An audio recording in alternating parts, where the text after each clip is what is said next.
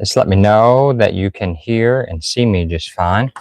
I'm going to try to get this pulled up on my laptop where I can watch things as well.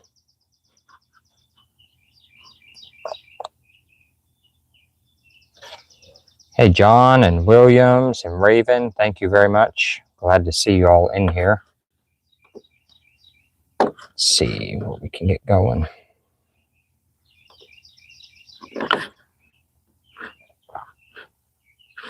Guess if you would, somebody let me know that they can hear me. All right, right on. Thank you, Williams. Appreciate it.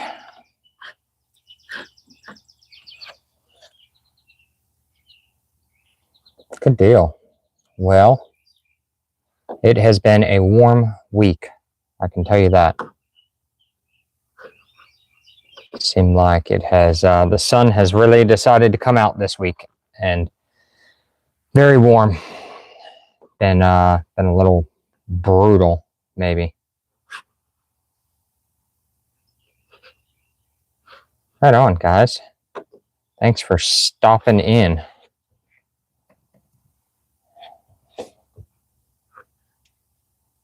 Trying to get this pulled up where I can watch it on my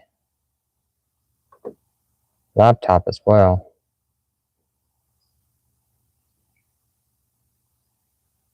Sometimes it likes to be difficult. We'll give it a few minutes and try to get everything lined out.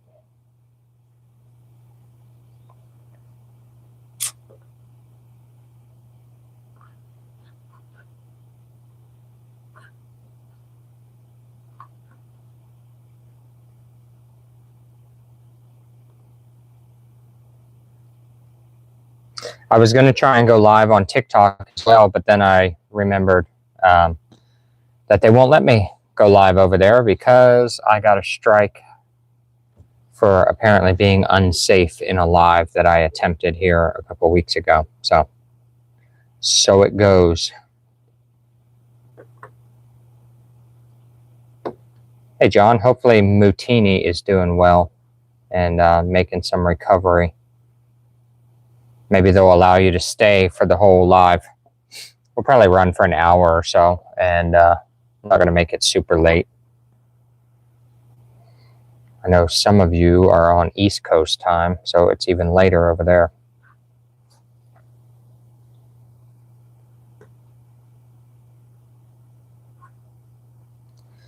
So I think what I'm going to do, it's going to take a couple weeks to get everything worked out. And so that means that plans could change and things like that. But I've got a whole bunch of content put together right now, and I need to finish editing it. So it's been a little slow getting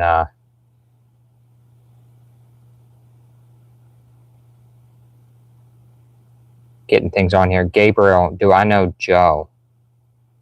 You're going to have to be more specific. I know several Joes. I'm not sure. Raven, a 2 a.m. bedtime would, I don't know. I think I'm past that point in my life right now at this time. John, hopefully it'll work out. She'll get over it and get on. So I've got a whole bunch of content put together. I need to sit down and edit it. I've been trying to make use of the rain days, but the rain days keep changing on me. And so, you know, it was supposed to start raining on Wednesday. Well, here it is Thursday, and it was still like 90 degrees out. And now tomorrow, it's hit or miss on whether it rains or not. And I've got things that I try to keep set aside for the rain, but it's difficult when it doesn't rain. So I'm probably going to try to catch up on some of these videos over the next few days and next week. And it might be some, I don't know. It'll be some interesting content. We'll see how much of it I put together. I'm trying not to jump all over the place with it, and that's where I was going with this. I'm gonna work on honing things back in, and I'll probably go back to just doing one video a week. There may be some shorts and things like that worked in there, or that are chopped up out of those, but I'm gonna go back to doing one video a week. and hopefully a little bit higher quality and a little bit more of what you all are looking for.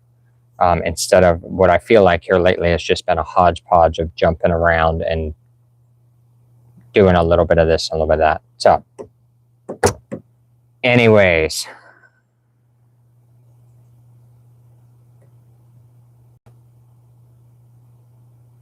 I'm not trying to run from the grind. It's just I got a lot going on.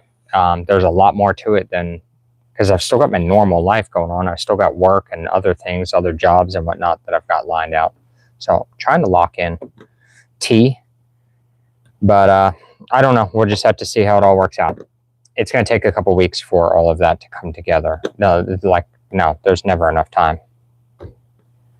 No, you're good, T. I'm not emotional about it. I am doing better about dedicating more time into the office, even in the middle of the day. So I'm just trying to use the heat of the day now to get into the office and work on edit and stuff like that. But I don't want to just get good, T. Like, I'm looking for this to be good for everybody. I want to bring you all valuable things and help share my knowledge so it's out there.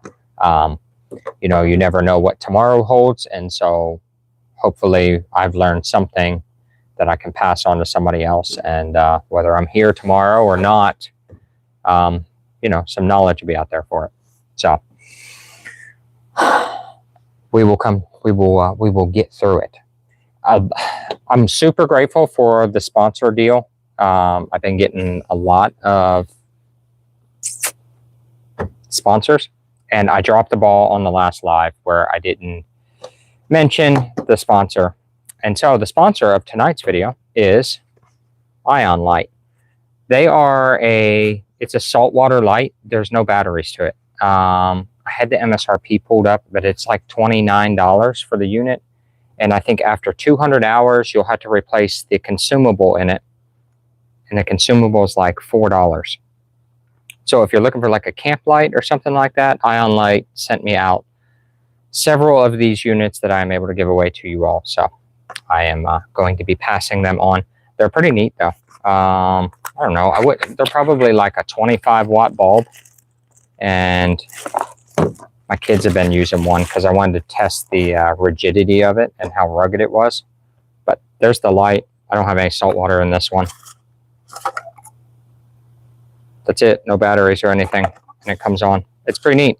So check them out. I will do a link somewhere in here, at least so that way you can see what it is. Let me see if I can get a link put in here while I'm thinking of it. Maybe. I'm trying. I dropped the ball last week. That was totally on me. I was supposed to mention that, and I didn't. And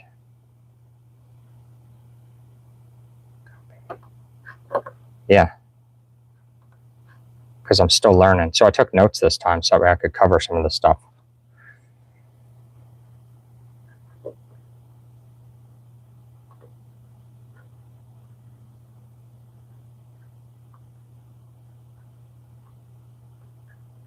All right, so there's a link for Ion Light. If nothing else, check it out. Like I mean, if you buy one, that's cool too, right? But they're a neat product, especially for like camping and stuff like that. Okay, so moving on. All right, that was enough about that.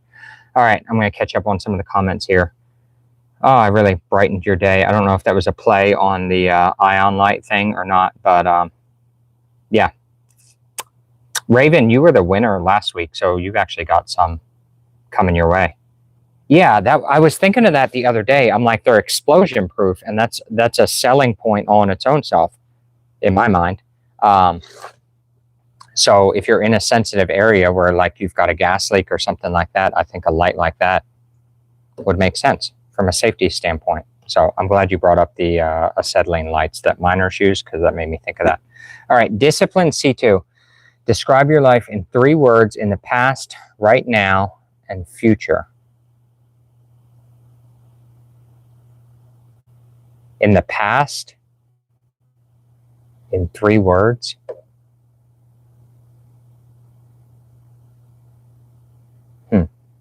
I don't know if I can do it in 3 words, but in the past, I was very much, there's not enough hours in the day, and I felt like there was a pride thing with if I could talk about how busy I was. And I did not focus on any time or anything like that. It was how much money could I produce and how busy could I stay. And sometimes they were hand in hand and other times they were not. But I spent a lot of time working. 18 and 20-hour days that was not abnormal. And 5 to 6 days a week. So that was the past. Right now, I am satisfied with where I'm at. There's always things to learn. Now that I'm getting into this YouTube deal, it's like learning a whole new career. And I was just doing that last year with learning how to build cabins and stuff. And so I'm very pleased with where I'm at right now. And as far as the future, I hope that I continue to improve and work on trying to learn and then being able to pass that on to others. So hopefully that answers that question. So if you've got any questions, yeah, put them in the comment section because then we got things to talk about. Okay, so I titled this live stream "Perfection is the Thief of Production" because I don't know if that's a saying or not, but it's what I was thinking about when I was working on a project today, and actually yesterday as well. I was building a valve box to go over top of some valves at some water tanks, and I was trying to protect them. I've got 2 tanks that are pretty close together, but not close enough that I can get a commercially made valve box for less than several $100s. And I had to fix a leak, so I had to dig everything up and get access to it. And I was going back. Now, mind you, it's been like 6 or 7 years since the 2 tanks have been tied together, so they have lasted quite a while. But albeit one of the joints failed, I had to dig up the line. And when I dug it back up this time, I teed in an additional fitting, and maybe I'll have a video about this at some point. But I teed in an additional 2-inch fitting so that way I could tie in more tanks in the future, or I could fill a firefighting apparatus quickly with a 2-inch valve, or I could transfer water somewhere else in the property, or also feed water into my main line. So I know that's a lot, and that kind of needs a video to explain. But where I'm going with this was I got all this piece back together, and then I went through my wood scrap pile because I save everything from building houses and things. And I dug up a bunch of pressure treated boards, and I was able to make something work where I made a valve box to go over top of it, and it doesn't look half bad. And I was thinking, I'm like, man, it's not perfect, and I should have done this 8 years ago, because for 8 years I've been thinking, man, I really need a valve box over that. And it didn't take that much time in the grand scheme of things. It took me longer to make my repair and my adjustment on pipes than it did to actually build this valve box. And I built it all with materials that I had laying around. Hinges that were left over from projects, and screws, and whatever. You catch it, you catch the drift here. And it got me to thinking about how I've waited for 8 years to do this perfectly, but in reality I just needed it done, and I took the time to do it, and now it's done. And yeah, so and I've been running into several projects like that around the place, like this off-grid camper deal that I'm going to work on. I was pondering how I wanted to do this and how I wanted to do that, and I spend all this time making a plan, but I don't actually get into the project and get it done. And I think that is what a lot of us run into, whether you're on a homestead or not, or you're just trying to do an off-grid thing, or you're trying to prep or whatever. We all worry about like trying to get everything perfect. I would love for all of my gas cans and my diesel cans to match. But the reality of it is that they don't, and they may not for many years. I mean, I throw away the ones that don't match as they get damaged and things like that. But that is one of those, like, some people are like, well, I don't want a hodgepodge of just random stuff. Well, if you want to get, I mean, I still store whatever 50 gallons of diesel in cans, they don't all match. So it's just another one of those, like, it's awesome if you can do that and you can afford to have everything perfect. More power to you, and I am kind of jealous. But so anyways, that was the topic for tonight, or the title, and how I came up with that. I already talked about getting banned on TikTok. I guess I have a 30-day ban, so I don't know if y'all are over there or what. But yes. So okay, I am going to give away another one of these lights this evening, since I have them, and I want to share them because I think they're neat. So that was on my notes to go over as well. Okay, let's go back over some of the comments here. Okay, potential super El Nino, the pros and cons of the area that get too much water and those that do not get enough during this event, and the potential maintenance issues for us. Okay, John, that's a good question. And I don't know that I am not the most educated on this topic, but I will tell you a little bit out of just what I read here. So, the areas that get too much water, if this all comes about, and as the world just, it's on a cycle, and so things change. But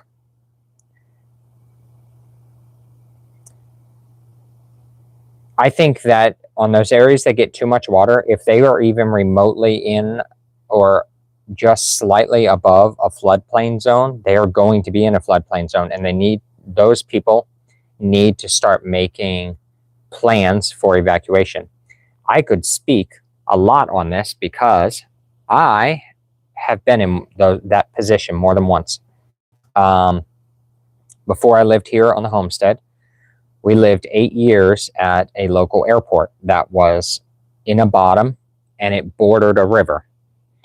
And thinking, I got married in 2010, so I'm thinking in maybe 2012 or 13, we got flooded out of the airport. And at first it was like, no big deal. We'd lived there for, a few years at that point. No big deal. I don't think we had to leave the very first time. The roads got flooded, the bridge got flooded coming into there, and there was water on the roads, but it was a few feet deep, and we went on with it. No big deal. The second time, then we started to get familiar with it. We were kind of like, no big deal. The second time it flooded, it started to get up. The bugs are killing me. I might have to go inside or get something to get rid of them. Anyways, the second time we got flooded out, we ended up having to get flown out in an airplane. It was that bad. And there was water on both ends of the runway. So we only had like 3/4 of the runway to actually evacuate on. So me, my wife, my daughter, and our dog all flew out that time. And then it flooded once more. I'm going to say sometime again in 2013. I think this was the year anyways. No, it wasn't, because I was working at Caterpillar. So this would have been like 2014. Sorry. Anyways, when we got flooded out the next time, we left we had a plan. As soon as water started getting on that road, I was going out and checking it. And we had a plan. And by that point, water started getting on the road, we left. And we stayed gone for like a week until the water receded. So if you are in an area that might even possibly flood, you need to have a plan for that. That is what caused me to move where I live now. There are no rivers near me. There's no creeks that can flood near me. They're all like wet weather creeks. And I have 3 ways off of this mountain. That's what I chose. My wife and I, when we were looking for land, we would go look when it was raining. When in the springtime, April, May, something like that, when it was raining, we would go drive and look for land. And we ended up buying this place in like June. But we were already familiar with the area here because we had drove all around looking at land when it was pouring down rain. And as soon as we'd hit water coming across the road, we turn around and we passed up some really nice places, bordered national forest, big open fields, good woods. And we wouldn't even, it wasn't even open for consideration. So, or open for discussion. So if you were remotely in that area, you need to have a plan.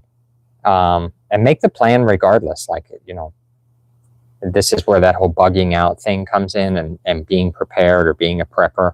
But really it's just about survival. And I don't know why it's gotten such a negative connotation over the years. Okay, so, and those that do not get enough during this event, man, if you have the acreage, put in a pond. I mean, I have a boatload. I have a lot of water in my pond, and I have the means and the knowledge now to draw from that pond and clean the water and be able to use it my own. And that is on my list of things for redundancy that I'm going to work on. But seems like we're catching rain right now, so I'm not worried about it at this moment. Every tank is full except for our main draw tank, and I think we're sitting like 600 gallons low on it, which is not much. It would take like, what, 0.3 inches of rain to fill that 600 gallons off of our main house. So we're sitting at like, excuse me, about 20,000 gallons of rain storage at the moment. So we're topped off. I've got a couple empty tanks I might move around where we can catch some more just to have. But yeah. Raven. So yeah, strive for perfection and you will achieve excellence. Yes. But I don't know that I'm so worried about that on my homestead now. I do strive for that on jobs where I'm turning out a product and I'm held to a higher level of expectation. But as far as on my homestead, it's kind of like the mechanic, which I was. It's like you go to their house and their stuff is always broke down.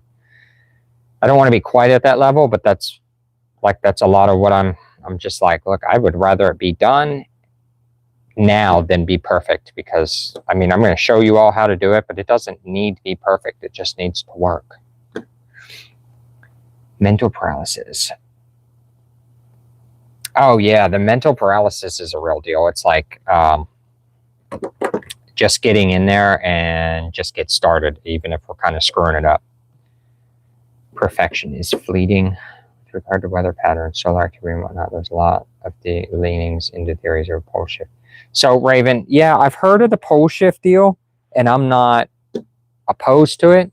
But it's one of those deals where, from what I see, I don't know if you watch like the Suspicious Observer. He kind of touches on that a fair amount. But from what I see, I'm like, okay, well, I'm in a fairly mediocre area if that occurs. And if it's as bad as they claim it could be, I don't know that there's anything I can do or I can afford to do to deal with that, you know. Solar storms and knocks out the grid. Okay, I'm good. I think I'm all right. At least I'm going to be a lot better than most. A straight up pole flip, man. Well, pole shift or pole flip. I don't know. I might have jumped off on a rabbit trail there. If it's just shifting, maybe not so bad. A flip could be quite the other deal.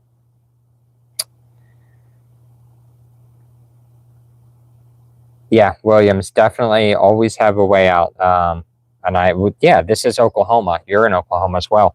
There's several roads like that. I've been down some where, you know, I drove down them locally to go look at off-grid solar jobs in my truck.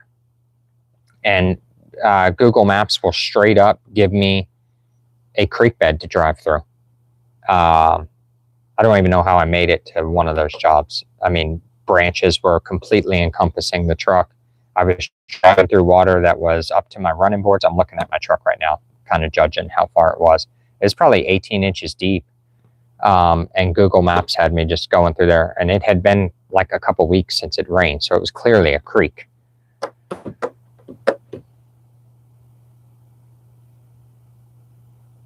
Yeah, Raven, you know where you're supposed to be. I think a lot of it's to the Midwest, from what I hear, or, you know, how accurate that all is. I don't know. I haven't spoke with anybody who's actually lived through that. But, yeah, that would be an interesting deal. I have a question about the pipe required to connect to a water tank, such as Norwisco. I have read not to attach a rigid pipe at the base. Do you use PEX and then transition to... Okay, so Philip Beck, if you're talking about coming out of the bottom of the tank, and then yes, I would lean towards a flex pipe if possible. Now, that was part of this whole valve rebuild that I had to do this week. That tank had settled, and that was 2-inch Schedule 40 pipe. So it had settled by like 3 inches. It was pretty drastic, and that was what caused the leak. Funny you bring that up. But now when I am pulling out of the bottom, if I am trying to run like a supply line to my pump, I use 1-inch PEX, and then I put my check valve in there, and then I run it over to the pump. And I just put the check valve somewhere where it's going to be out of the weather, and I don't have to worry about it freezing. Now, if I were to do things all over again, and I needed to connect my tanks together at the bottom like I have, I would probably lean, unless I'm doing this on like a hard packed concrete, or like a concrete slab or hard packed gravel pad, I would lean more towards doing flex joints, using that 2-inch suction line. You can get rolls of it at like your farm store, Atwood's, Tractor Supply, stuff like that. And they use it, it's a suction line for like 2-inch water pumps to be able to suck water out of ponds. I would look into that. I would do my flex connections with that. And you could even do the quick couplers, which is going to cost money, but what doesn't now? You could even do quick couplers though, and there are valves for that, and then tie into a rigid pipe. And yeah, I think that would be a good way to go. Evan, have I been to or have any experience around northern Arizona? I have been to Arizona, Flagstaff, Sedona. Those are kind of the big ones that are off the top of my head. I have spent some time in Arizona, but it's been, you're talking 25 years ago since I've been there. Always liked that country. I thought it was very pretty. But what's your question there? I know some areas up there have an issue with rainfall and some don't. It kind of depends on where you're at. Philip Beck, let me know if that answered your question or what your thought is there. If you're talking about bringing in the pipe up at the top for the rainwater catchment itself, I just use a 4-inch sewer and drain. So, you know, yeah, the tank may settle a little bit, but when it does, we just kind of shovel out underneath that elbow that comes up to the top of the tank, and it all works out. So, well, while you all are commenting, I am going to check my notes and see if there's anything else.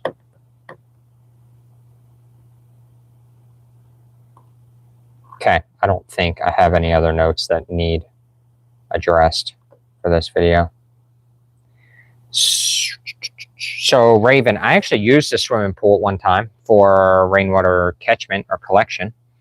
That was kind of my selling point for it was, you know, I was like, oh, there's 10,000 more gallons of water. I think it was closer to 20. It was a pretty big pool. But what I will say is I actually looked into a couple of different options there. If you were genuinely going to go that route, let me tell you about my experience, what I found. I called some oil field companies, and I got a price on an oil field containment tank. And I told them I wanted it to hold 20,000 gallons. I wanted a drop-in liner. And they are made with like a corrugated steel exterior. And they are made where they have bulkheads in them. So you could hook up a pump or you could hook up your gutter and things like that. That was very interesting. And the price was not bad. I priced it out, and it was going to come in, this has been a few years ago, but it was going to come in at like 50 or 60 cents a gallon for storage at the time. And right now I'm paying over $1 a gallon for rain storage. So it is worth noting. Now I have seen that there's actually some companies, I can't recall the name of them. If you do a Google search, you should be able to find it. But there are companies that have corrugated tanks above ground.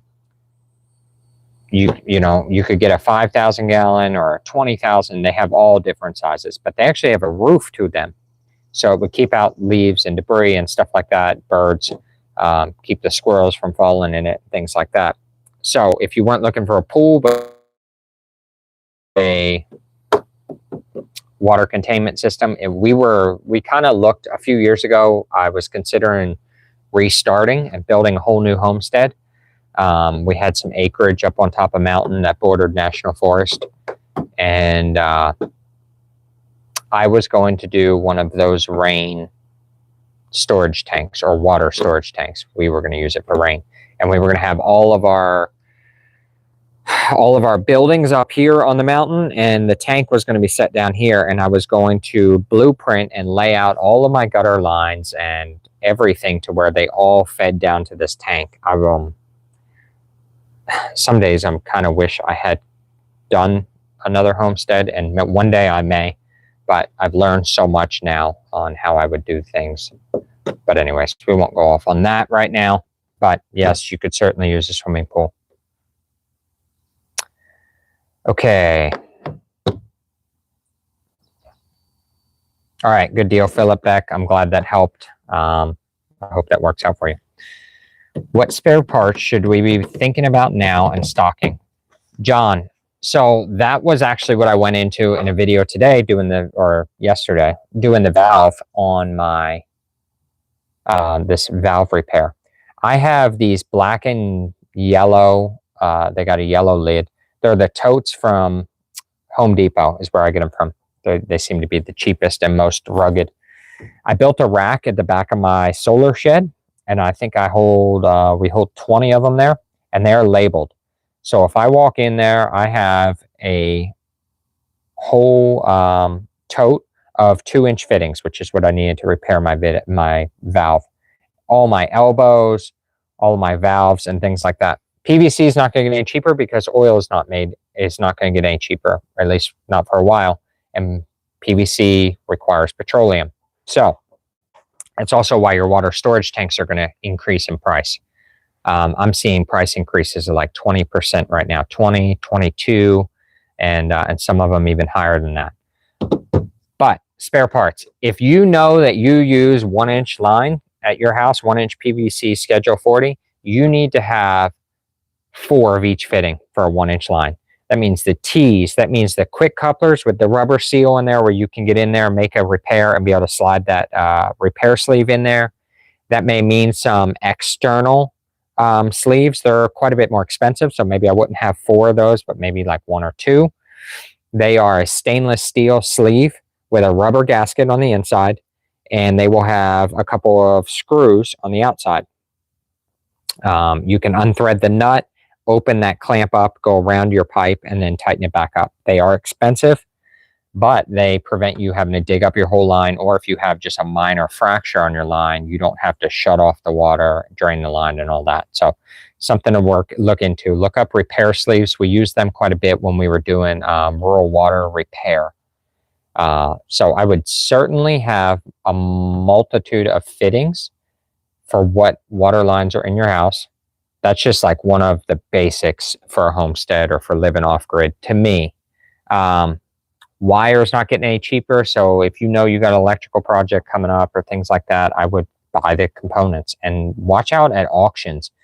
These estate auctions and stuff, I pick up things all the time. I have to bring it home and sort it, but you know, you might pick up $300 worth of PVC fittings for like $5, and it'd be 4 or 5 gallon buckets of fittings that you got to throw in your truck, and yeah, you got to bring them home and organize them. But I would certainly keep the spare parts like that. If you just want to relate this to water and you can afford it, have a spare pump on hand, or at the very least, buy the 2-year warranty if you're buying like the Harbor Freight pump or something like that.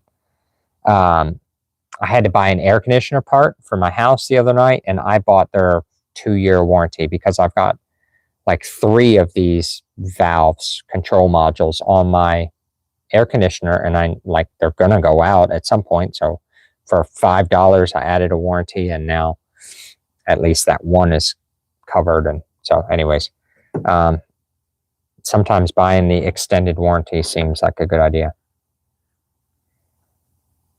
Raven, will this be saving me money versus a tank? Might be something possibly consider.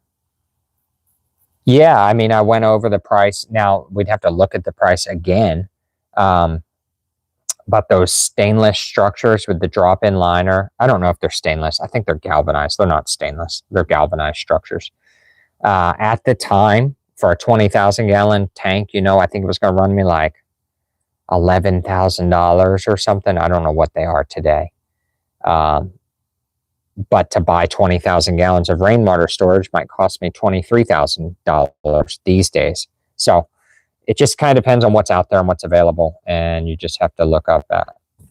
Yeah, John or Raven, definitely stock up on anything petroleum based, and that goes back to that tank too. Even the drop-in liner would be like a PVC, so or a rubber of some sort. So that's all going to be petroleum based, and steel's not getting any cheaper. Yeah, Williams, I mean, always buying 2 if you're talking about PVC fittings, yes.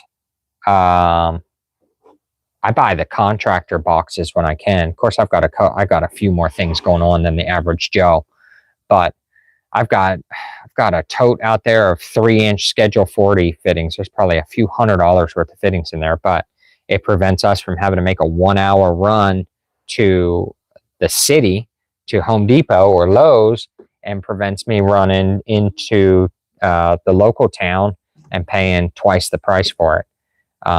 Sometimes they're not so bad, but yeah. Gunpowder, ammunition, fertilizers. I did buy fertilizer, and I put back a few bags just to have on hand. Anything that you use that uses lithium, yeah. So all of your solar batteries, but I've seen some of these solar batteries are getting quite a bit cheaper these days too. So I don't know how long that's going to work, but yeah. Ammunition and reloads. Yep. Food is a good thing to have on hand. And like, if you've got just money laying around and you can afford to do it without going like, put aside the whole like cool guy thing, like, oh, I bought 10 pounds of black powder so I could reload at the end of the world. Buy things that are applicable.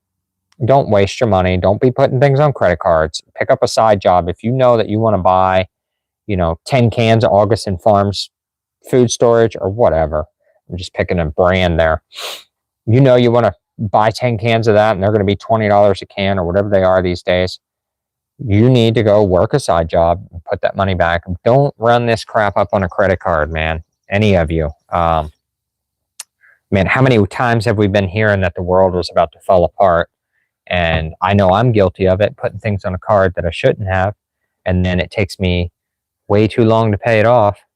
But I'm just as guilty of it as the next guy. If things turn really crappy, you're going to be thankful you don't have that credit card payment. I will tell you that. Putting repair sleeves on cast iron is never a good day. Yeah, I didn't enjoy it when we were putting it on PVC, but it was like 6 and 8-inch PVC.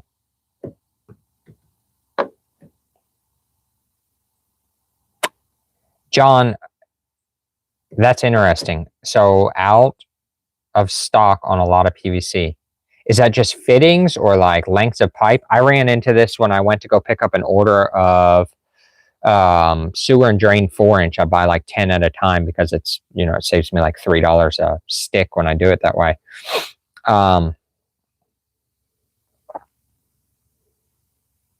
Yeah, interesting. The PEX I've been ordering, I'm trying to think. I have bought some of that from Home Depot. I find Home Depot to be quite a bit more economical than Lowe's. more often than not. That's pretty wild.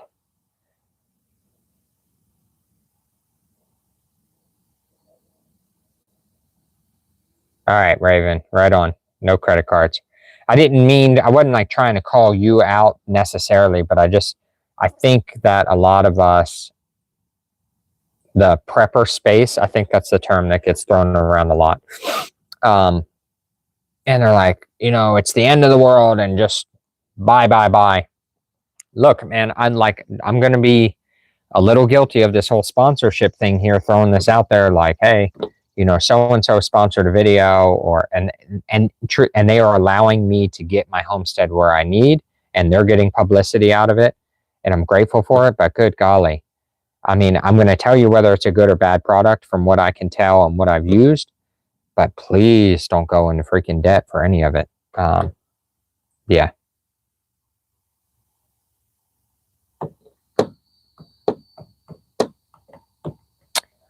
Pipe fittings, etc. Yeah, John, I've seen some, but it hasn't been like severe.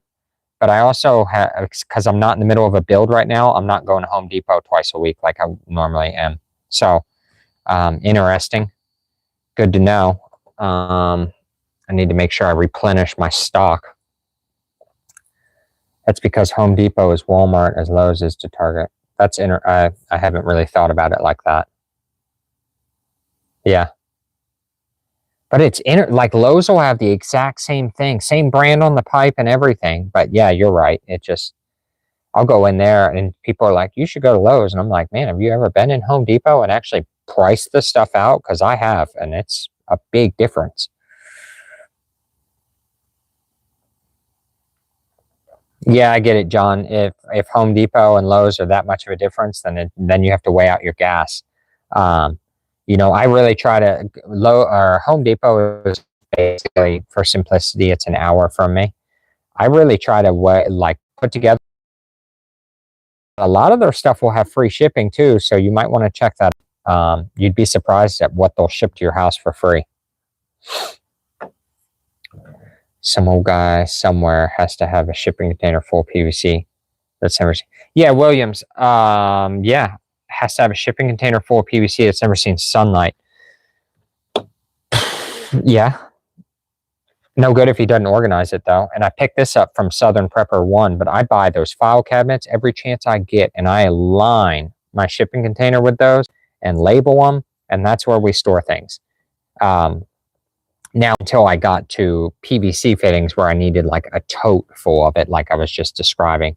But if it's like solar chargers or 110-volt controllers like timers and temperature controllers and things like that, or 12-volt timers. But anyways, all that stuff is in separate file cabinets. They're heavy duty, so they'll hold quite a bit of weight. I've never filled one up to the point where I wasn't able to operate it. And yeah, so store or having the stuff is good, but without organizing it, it's pointless. And I'm not saying you weren't going to organize it. I'm just telling you. Yeah, Williams, there's always been that theory. Well, if the world crashes, they're not ever going to come after us for the credit cards, but that's not, I don't know. Is that true?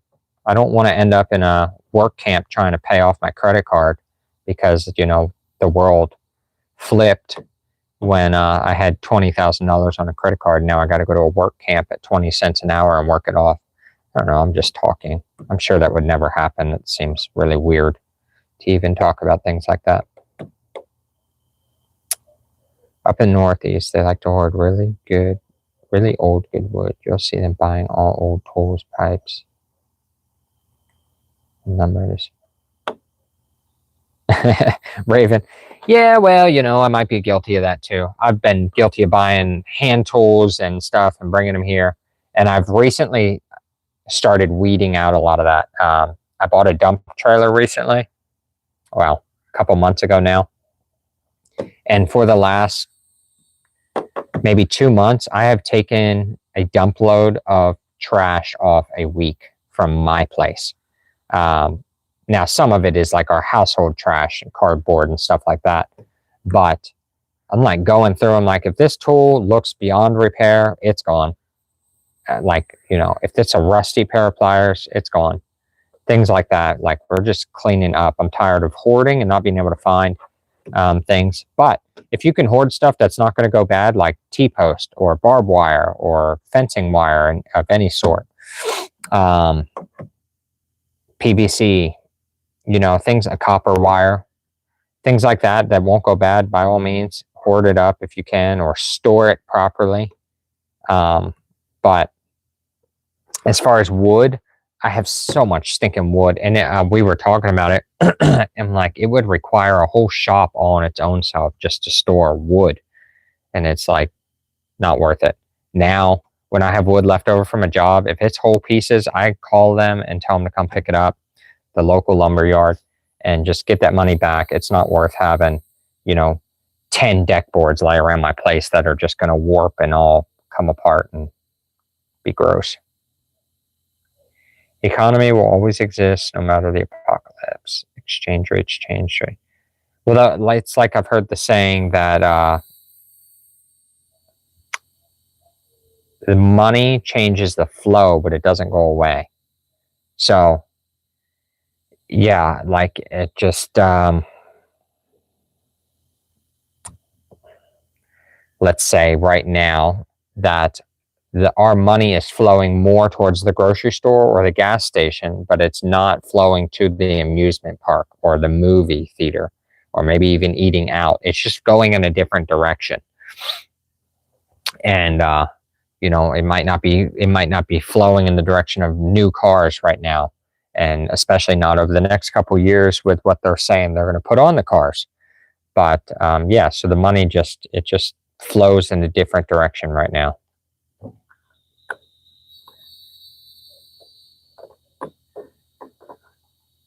I'm probably going to wrap this up at like 9 my time. So another, I don't know, 13 minutes or so.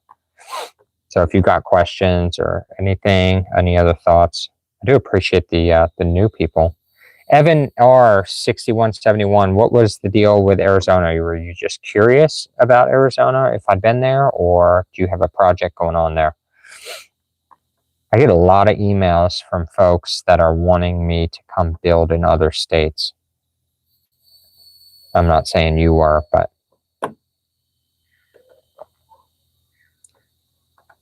pin that to the top.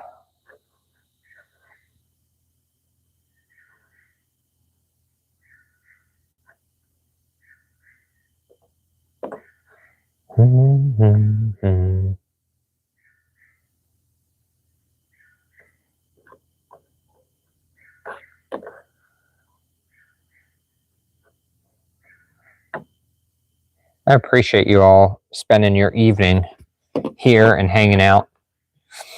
Pretty pleased.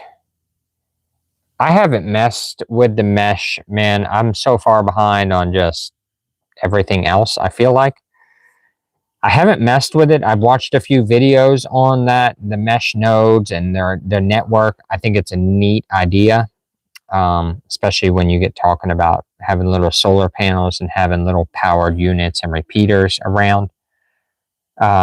I would be interested to get into that at some point, but it's just not going to be at this particular point in my life. It has taken me quite some time and some outside help to get my off-grid comms set up here lately. And that's a whole nother series really that needs to be gone through there. Yeah. So haven't messed with it. I am interested in it. I would like to learn. But time and energy, all of that. Yeah, plug and play is nice, but I can still screw that up. And it just takes time. I love the theory of being able to like build out a unit like that. I think it's neat. I don't know. I do love building and putting things together like that, but Yeah. John, I'm already on every radar map that there is, and if I'm not, then they have seriously screwed up. Comms, though, it's interesting that you bring that up because I talk to a lot of people that are like, well, this needs to be encrypted or that or whatever. But what I would say is that off-grid communications is just as important to be able to hear and receive, probably more so than you need to send out, especially if you're in a very remote area like where I am.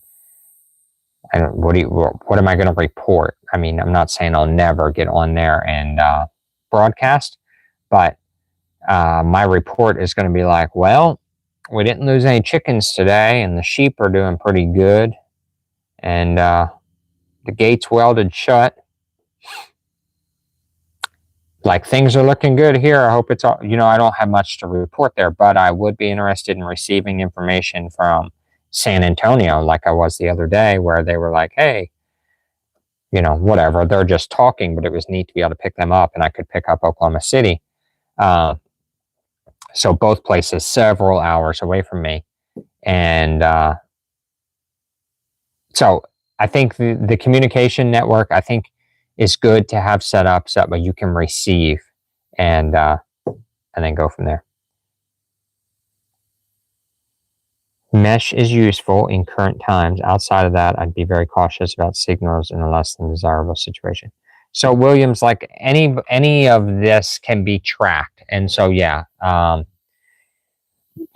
probably wouldn't emit a, let me think of the word here, a consistent signal from a place that I didn't want to be recognized. But right now, it's like, learn how to use the stuff, learn what does and doesn't work. And the chances are a lot better that we need communications in a storm outage or a natural disaster than the world's going out. Now that the world turning into whatever it is does change the odds every day, and I'm not minimizing that, but learn how to use the stuff and and make it applicable today, and maybe it'll help you out of a bind. I was messing with the ham radio stuff back in 2014 when I got flooded out of my house. I was making contact with a neighbor of mine. I distinctly remember that. That was a pretty big outage. I don't remember if there was so much a cell phone outage, but the flooding was pretty widespread. We didn't know what it would take out.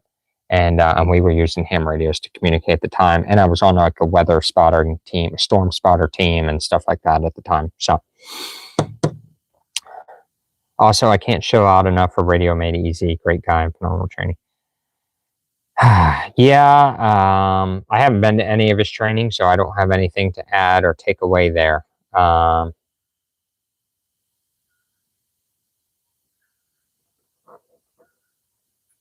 I don't have anything against that. It just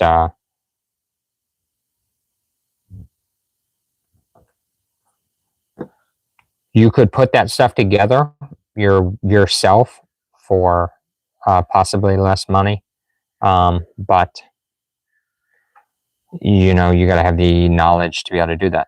So, and there are programs. I'm just probably not the guy to go to for that information. But there is a plethora of information on YouTube. NC Scout has, what is it, like the Guerrilla Guide to the Bowfang Radio or something along those lines. It's a good book. There's a lot of information in there. RME is the best. If you didn't already know, the Baptist Hospital near you has an excellent repeater on it. Williams, I did not know that. Interesting. Good to know. Raven, yeah, the repeater book for your area. Yep. Yeah, I think that's a valid application and valid, whatever the word is, resource to have on hand. Yeah, having your area frequencies, all of that is public knowledge. So pull up your area frequencies for your local state patrol and have it to be that you can monitor that information. Your local EMS, like I like to know if there's a storm or the sheriff's department's, or I'm sorry, not a storm, but like an accident or the sheriff's department's gotten called out for something. I don't mind that coming across the scanner. I can always skip over it, but it doesn't hurt my feelings to know that, you know, sheriff's department's in a pursuit south of the local town and what road they're approaching. Doesn't hurt my feelings to know that. So I think you should have a print off of your local frequencies.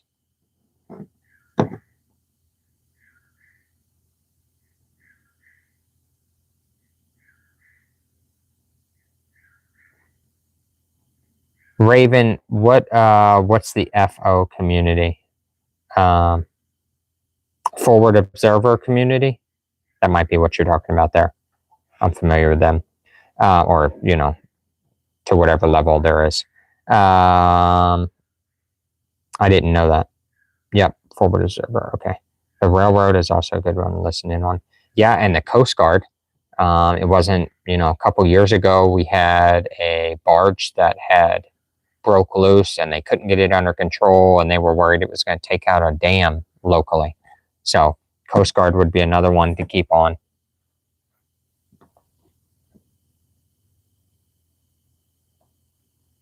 So some of the state police and whatnot will use encryption, and you're not going to be able to get into them, but, you know, like a local sheriff's department doesn't. So I'm able to get into that and listen. So I think we're about to wrap up. We'll give it a few more minutes, make sure nobody's got any last minute questions or whatever. Yeah, Raven, I don't remember. There was a lot of trunked units on the East Coast, but if I remember right, there's a scanner for those. And excuse my ignorance on this, because I recall my family being in the fire department back east, and they had a scanner just for the trunked units. So I don't know how all that is. And I don't know how it is here, but I do remember that. That's been like 25 years ago, and for whatever reason, I remember that. SDR for... I am about to call it a day. I've been out here from sun up till sundown now. John, thanks. I don't know. Sometimes I don't feel like I am putting out enough for you all, but I appreciate the kind words and for you being around and being so loyal and on here. I appreciate it very much, and definitely grateful for the rest of you for stopping in as well and helping keep the communication going. And that's what, you know, it's just all about trying to build a community. It's nice to have people all over the place. It's nice to have a community. They don't all have to be local. It's nice to know that when I end up on the East Coast, you know, there are like-minded folks up there. Or if I end up in the city or in the Southeast, whatever, wherever I'm at, it's nice to know that there are other people there that are at least like-minded, and we're on, you know, at least we kind of know where each other stands if I ended up in that area or whatever. Yeah, the highway patrol is somewhat encrypted. Thanks, Raven. Glad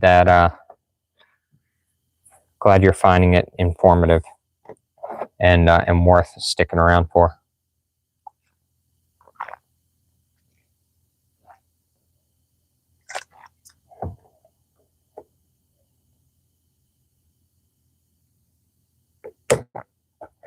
Yep, budget definitely determines what they're spending on radios, whether they're using some Walmart handhelds or whatever.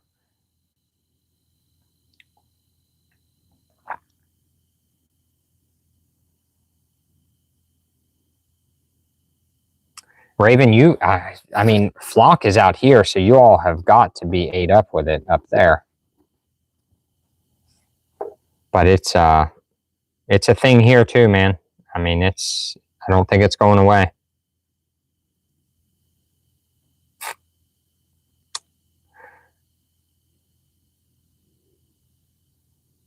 See, Williams, all the more reason not to go to Lowe's right there. Yeah, Raven, I consider that when I drove up to the East Coast in, last fall. I went up to Maine, and I was thinking about all of that, about the flock stuff, and just, because I drove up to Maine in one direction, and I came back home another. I went northwest when I left here, and I came home southeast, and I was kind of curious.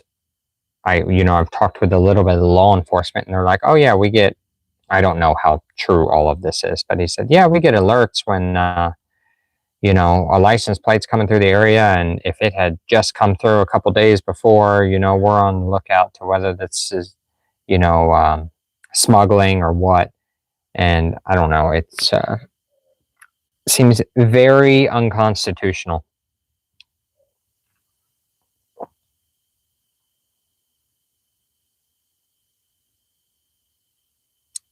Staff shortages with PD, so a camera hands you a ticket. I keep up with the maps. That's good to know, Raven. I have not had time to sit down and come up with a map or anything. I do know that there are some license plate readers around here, but I haven't had time to keep up with it as to where they're at and things like that. Philip Beck, you are welcome. I am glad that it helps. And if you ever have a particular question and you don't catch me on a live, although that would be preferred because then we can have more conversation about it, do not hesitate to send me an email. In fact, I will put my email in here.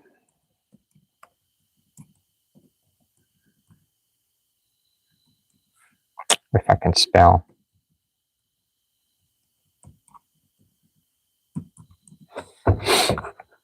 Just so it is in the box here.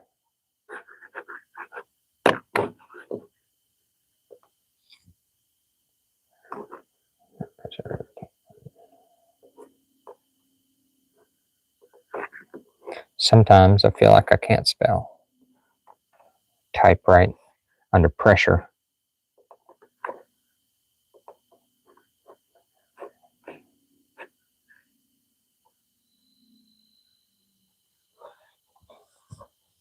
Raven, yeah, if you want to share some links or something, I don't know how you would share the flock maps. But if you wanted to share the links or something, maybe it's something I can do a community post on, and that way, or yeah, on the next meeting, we could do that too. So however, I don't know if that'll work out best or what, but we'll figure it out. You're welcome to send them to me, and I can put them in a community post for the other members or whatever. But that'll give us a topic for our next meetup. I think I'm going to try this weekly for a little while. We'll see how things hold together, and we'll go from there. All right, folks, I'm going to call it an evening and get ready to do this all again tomorrow and see what else we can get knocked out before some more rain comes in. So thank you all very much for stopping in. I appreciate your time and your willingness to be involved in the questions. And we will catch up with you all in the next one. All right, folks, Mountain Wizard out. See ya.